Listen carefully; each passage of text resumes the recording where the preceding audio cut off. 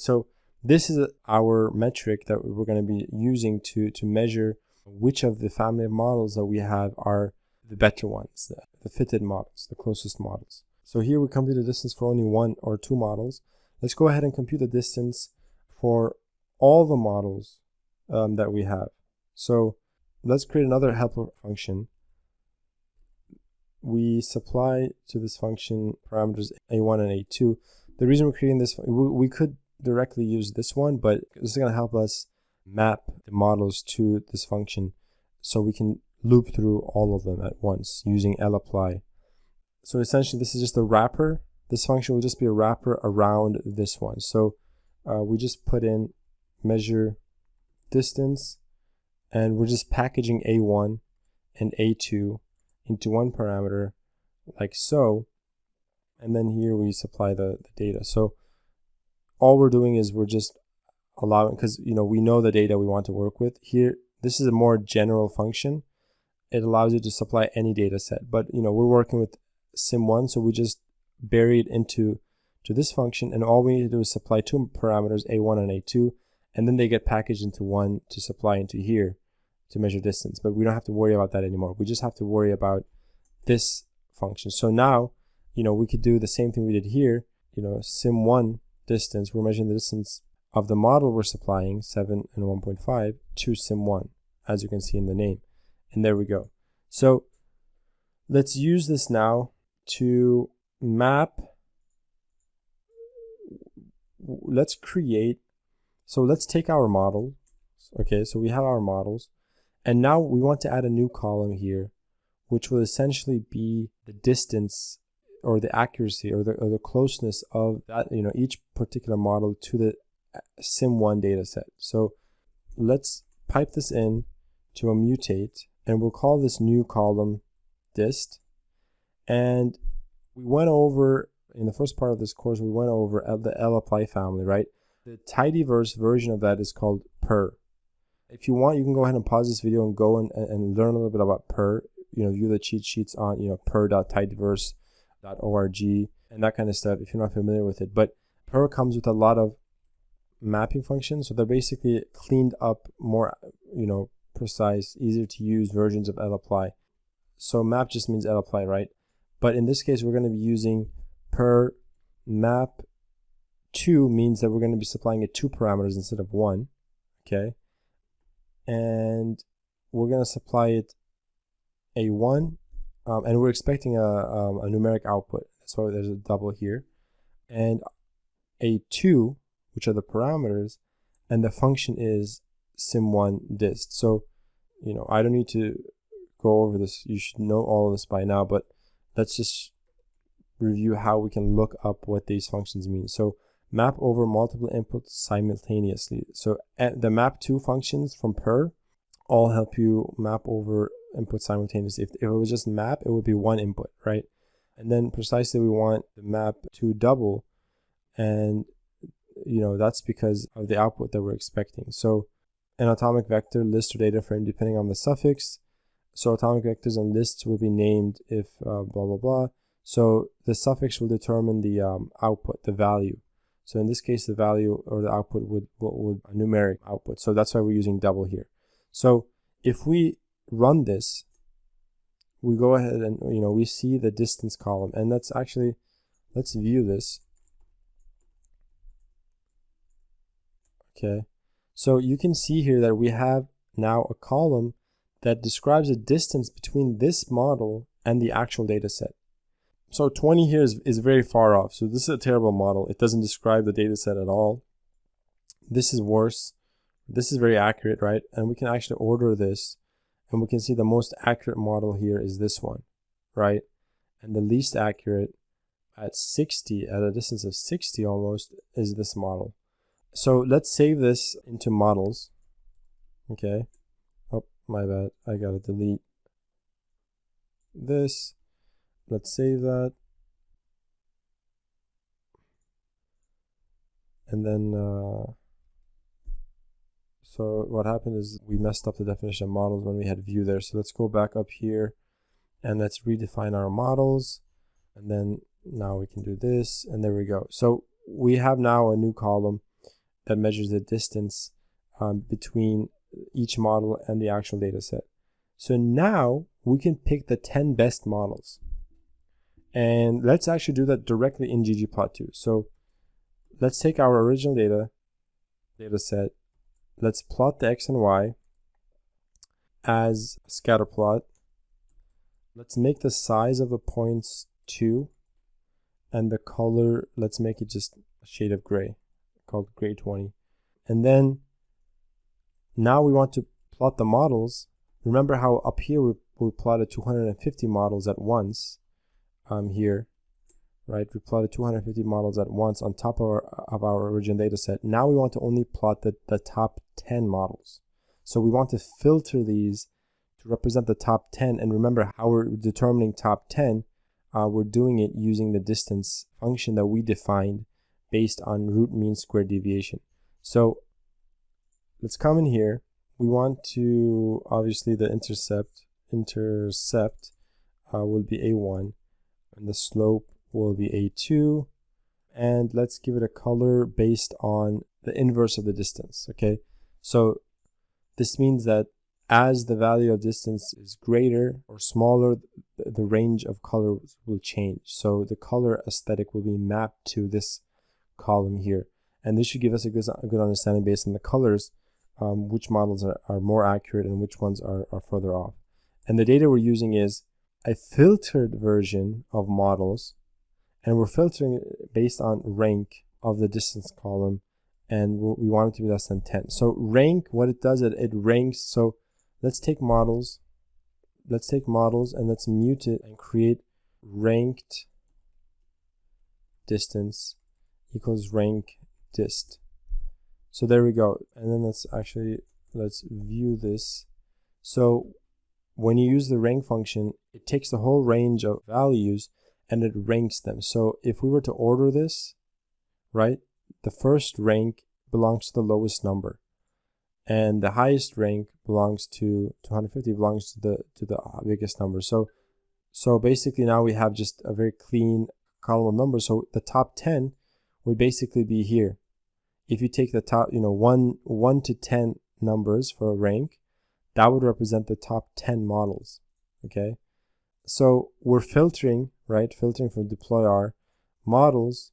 So this is basically another way of writing. You can just, how we don't write this is we filter this, or we pipe this into filter, right? And then we would do rank dist is less than or equal to 10, which is the same thing. So, but we're doing it in just one function, and all of it in ggplot2. So now if we run this, you can see that now we have only 10 lines, and they're pretty close to the data set, right? They're filtered down from this to the lines that are closest from that family. Remember, this means just from the model families, they might not be accurate, they might not be the perfect models, but of the 250 lines we generated, of the 250 models we generated, they are the closest to the data set.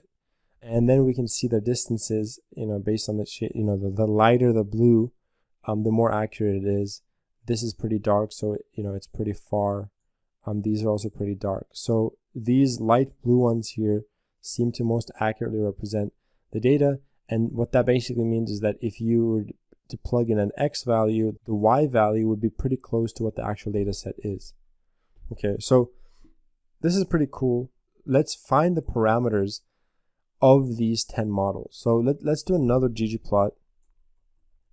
This time we're plotting on the models. Here we're plotting the simulation, but here we want to plot the parameters of the top 10 models to help us better determine the range of parameters that will most accurately describe our data. So we want to plot A1 and A2, and we plot them as a scatter plot, and the data that we want to plot is actually a filtered version of models, right? Because we want to plot the top 10 models. So we want to plot the parameters of the top 10 models.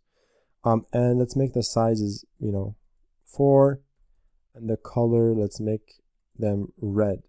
And then let's plot the distances, or let's map the distances to the color aesthetic inversely. Okay, and let's just go ahead and plot this. So essentially what we're doing here is we are plotting all the parameters of the models, okay? So remember, we generated up here, we generated these models from -22 to 40 for A1 and -5 to 5 for A2. So here we have a range -20 to 40 and -5 to 5. These are all the different parameters. Now, you can see that as the distance of each model gets closer to the actual data set, they get lighter. So the models with these parameters here in general are more accurate than the models with these parameters here, with these A1 and A2 values. And more precisely within those, these 10 represent the top 10 models. So what this means is now if we want to generate a new set of our family of models, we can narrow it down into this range. So into a range where, -5, where A1 is -5 to, let's say, 15, and A2 is, 0 to, let's say, 3. And now we can generate a new family of models. So let's do that. Let's use something called expand grid. So expand grid is a built-in function in R. Expand grid. Create a data frame from all combinations of factor variables. So, an example would be like, let's expand grid 1, 2, 3, 1, 2, 3, and there we go. We have a data frame of all possible combinations of 1, 2, and 3. So 1, 1, 2, 1, 3, 1, 1, 2, 2, 2, 2, 3, 3, 2, and so on and so forth. So let's create a grid, and we supply A1 sequence.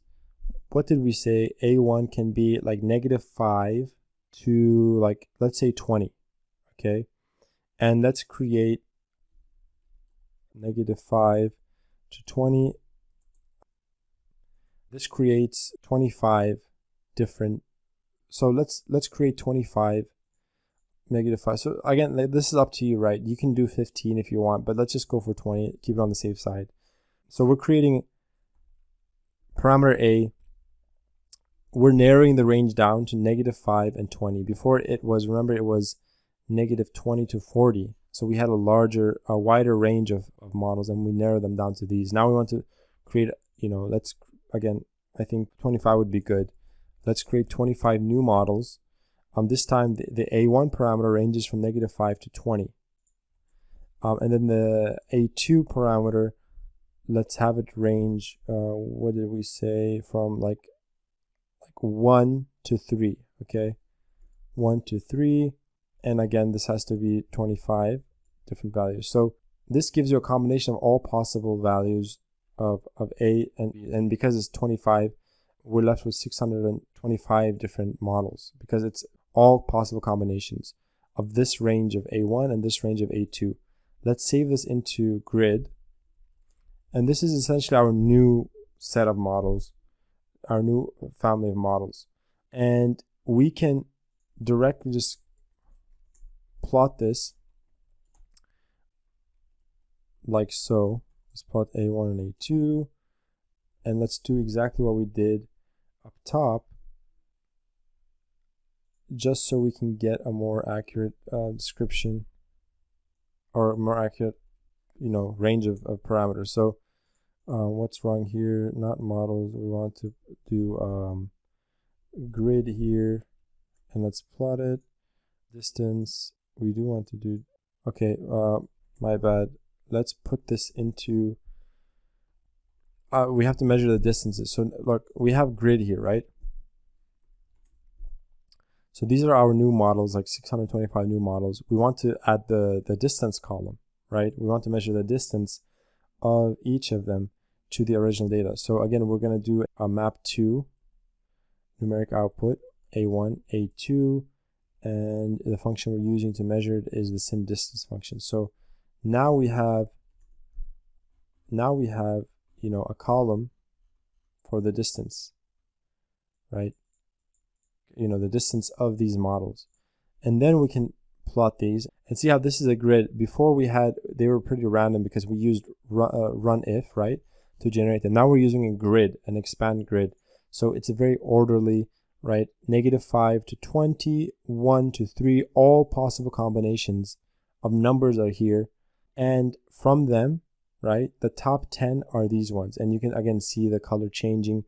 It becomes darker as the model gets further away from the actual data set, and it becomes lighter as you come towards the center here.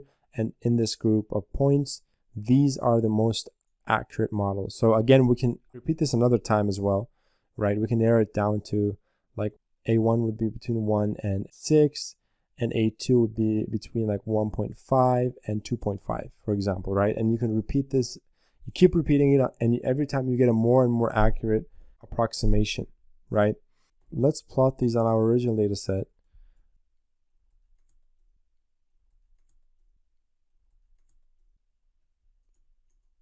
So this is accurate enough for us for now. We don't need to keep repeating this, but it's good for you to see this manual process, because in the later videos, when we start using libraries and actual frameworks for doing all of this stuff, we're not going to be doing all of this manually, and the functions will be taking care of it for us.